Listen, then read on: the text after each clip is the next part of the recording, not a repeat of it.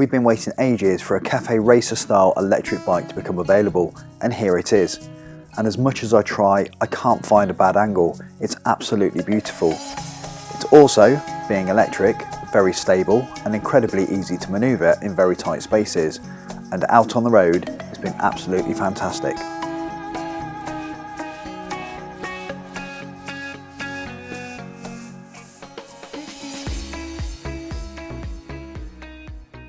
Hello and welcome to another episode, and welcome to the fantastic Horwin CR6 electric motorcycle.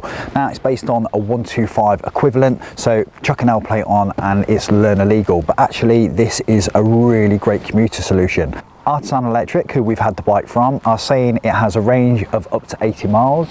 I'm currently at 67% state of charge and I've covered 50 kilometers, so 30 miles on 33%. That's not doing bad actually. I think that's okay, and realistically that's my riding.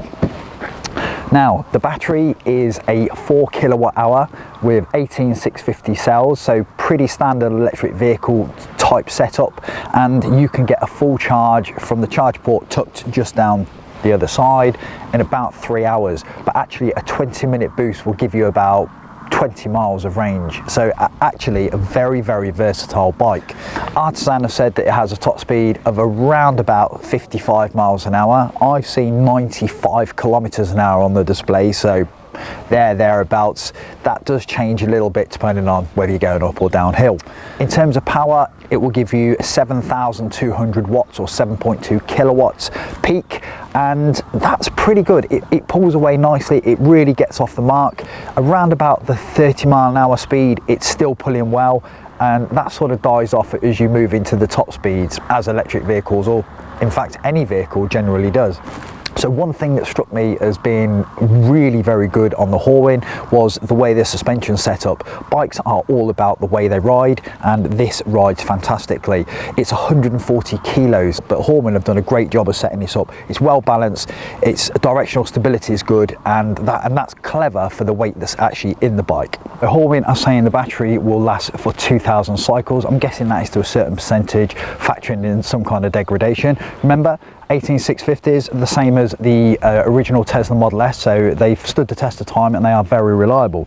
The motor is oil cooled, so no overheating there, and just down the front here you have some cooling fins which are for the battery. That's so the battery is air cooled. The air rushing over the front there will take away any of that excess heat.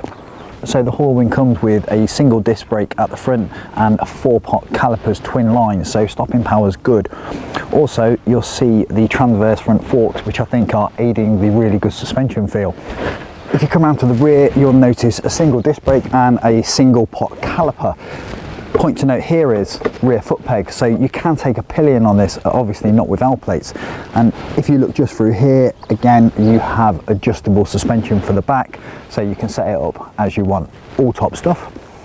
Now strangely, you'll see it's got a chain and sprocket, which it's a little bit random. They tend to go for belt drives, it's much more efficient. However, this one is particularly quiet. A real gripe of mine is poor build quality, but you've got none of that on this bike. It's so well put together, everything's thought out well, and everything is bolted down well. Just things like this is nothing seems to move, nothing rattles. You hang on to the front light, you hang on to the front mudguard. For potential buyers, I think you can have a nice ownership experience here. This is a very well put together bike, and I'm looking forward to doing my next 50 kilometers. For the week that we had the Horwin, I constantly found myself looking at the bike and how good looking it is. It's a really great design, and the Cafe Racer style are all the rage at the moment. Sports bikes are out and these are in, and with low running costs and almost no maintenance, it's no surprise people are queuing up to buy them. As expected, it's full LED on the front with a halo DRL, and the same on the back with LED indicators and stop and tail lamps. The layout is pretty much as you'd expect, and a quick turn of the key and a push here and you're on your way. However, if you're feeling lazy, the Horwin has keyless start, so you can keep your keys in your pocket and not have them hanging around on the handlebars. This is a feature I'm really loving. Something else I really like is the in-tank storage with USB charger. It's nicely lined and appears to be well sealed, so popping a mobile or iPod in here is perfect, and of course the charging lead fits snugly in here as well. The rear brake is now in the conventional position, which suits me as often these have migrated to the near side of the handlebars, and we have a 2-speed switch. Number 1 limits you to 30 miles an hour or 50 kilometers an hour, and number 2 gives you everything the bike's got. A very useful feature, especially for driving around town. I spent a week riding the Horwin, trying to fault it, getting used to its useful features and ultimately testing out its range, one of the most important things. In all honesty, I only achieved 75 miles on a single charge, but I did ride it hard almost constantly, which was what surprised me the most.